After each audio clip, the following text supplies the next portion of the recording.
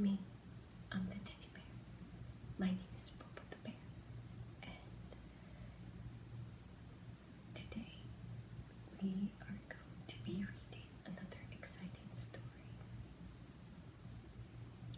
In case you are new here, Tea with the Teddy Bear is basically me and you sitting together, sipping some tea, and listening to a story full of tea.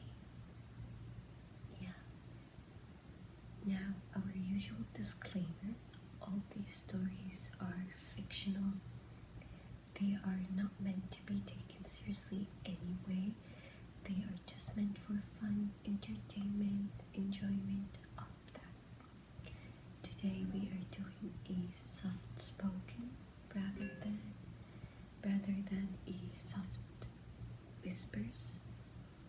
So we have to switch up between two so everyone could enjoy. Let's sip our tea and start tonight's story.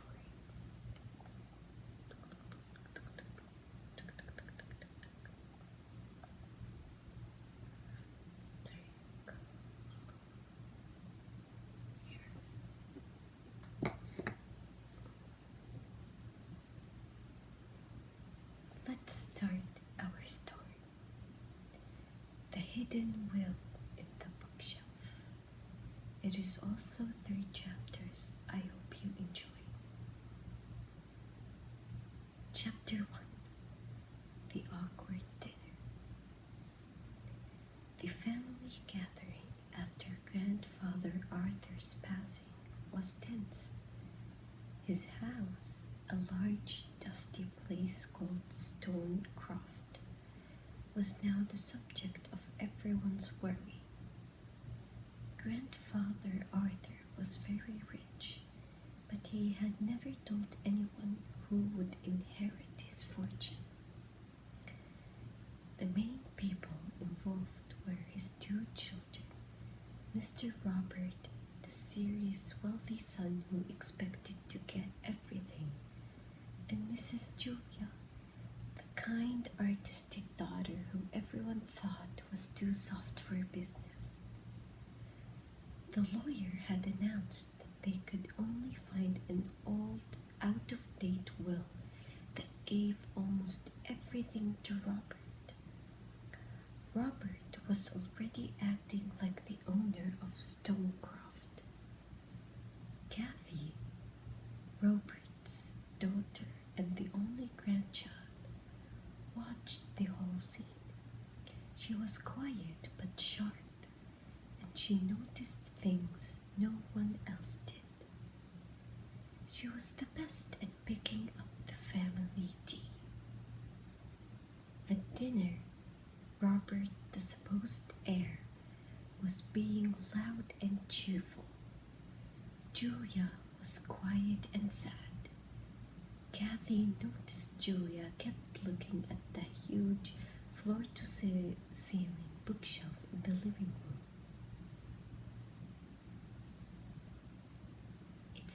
It's strange, Kathy whispered to her husband David. A few weeks ago, before Grandfather passed, he told me that his true legacy was in the books. I thought he meant wisdom, but look at Aunt Julia. She keeps staring at the shelf like she knows something. So since there are many characters, we have the grandfather, which is Arthur. He has 2 kids, Robert and Julia. Robert has a daughter named Kathy. She's the only grandchild, so it's only Kathy. And Kathy is married to a man named David. Catching up? Okay. David, trying to cheer up, pointed at a specific spot. Maybe she just misses reading. Look, that one book is missing. The spot is empty. Kathy frowned. The empty spot was right in the middle, at eye level. No, Grandfather was very strict about his books. He never left a spot empty. If a book is gone, It means someone took it. And if Aunt Julia knows about it, that means the old will might be fake news.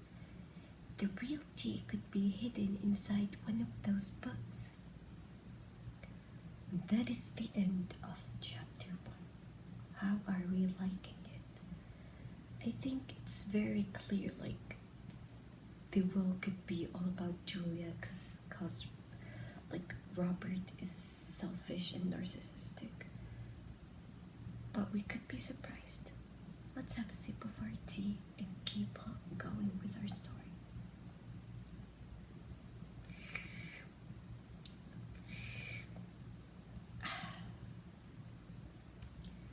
Chapter 2. The Secret Signal. Kathy decided she had to find out what was missing from the bookshelf.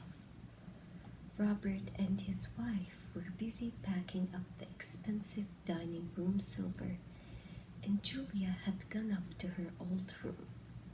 This was Kathy's chance. She went to the bookshelf and looked closely at the empty spot. It was dusty, suggesting the book had been gone for some time. She reached up and touched the book next to the empty space, a very old thick book with a dark red cover. As she touched it, she felt something loose inside. She carefully pulled out the red book. It was a history book.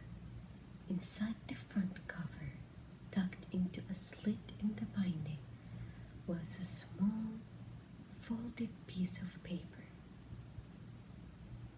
Kathy unfolded it.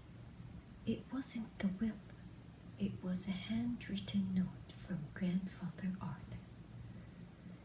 If you found this, you are the only one I trust. The new document is safe. The key is the title of the book that was here. Go to the safe deposit box. Tell only the person who knows the title. Kathy's mind raced. The document was the new will. The key was the title of the missing book. But what was the title? And who was the person who knew it? If I had to guess, it's obviously Julia. She heard Robert's loud voice getting closer. She quickly put the red book back and raced to find Julia. She found Julia in the attic, looking through old papers. "Aunt Julia," Kathy whispered urgently. "Did you take a book from the living room bookshelf?" Julia looked surprised, but not scared. "Yes, dear. I took the Blue Sparrow. It was my favorite as a child. I just wanted to keep it." Kathy knew instantly. The simple, kind Aunt Julia was the one Grandfather trusted. The title of the missing book was the password. The quiet daughter knew the biggest secret about the inheritance. This was the final piece of the tea. No, bestie, we are not done. So clearly, Julia might be the true heir and not Robert. We saw that coming, right? Let's take a sip of our tea and finish the story. So good. I added some flower petals. I hope you like it. Chapter 3. The True Heir. Kathy showed Julia the note she found in the red book. Julia read it and her eyes filled with tears. "He didn't trust Robert to do the right thing," Julia whispered. "He knew Robert would just take everything." They decided to act fast before Robert noticed the note was missing. They quickly drove to the bank where the safe deposit boxes were kept. At the bank, the manager asked for the box number and the access key, a word or phrase known only to the box owner and one other person.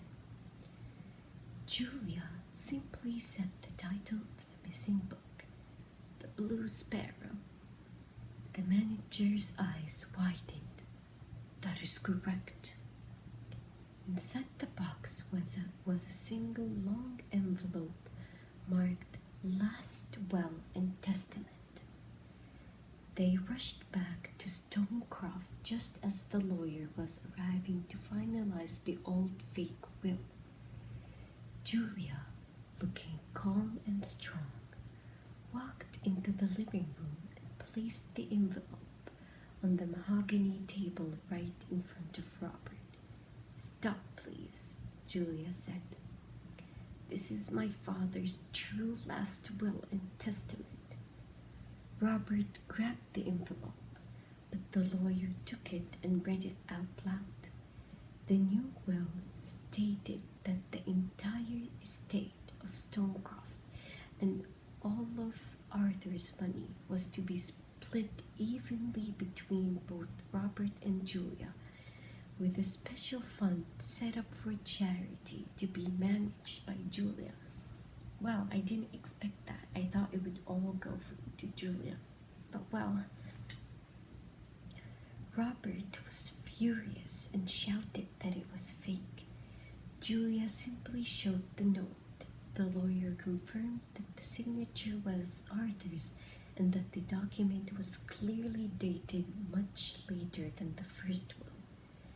The real tea was that the quiet, gentle daughter was now a full partner in the inheritance and the protector of her father's true wishes. Robert was forced to accept it. Kathy watched her aunt. She hadn't been fighting for money, but for fairness. The bookshelf, the empty space, the old title. It was a perfect secret plan. The drama was over, and the best day of all was the one that brought true justice. Well, that is just silly. He couldn't have given the lawyer the true will from the start. So the lawyer could have easily told them that they should split it evenly between them. That is such a silly story. I didn't like that one. It was a bit silly. Well, bestie, I hope nonetheless that you enjoyed. I always have fun having this little tea party with you. I will see you again very soon. I love you so much. Good night. Good night.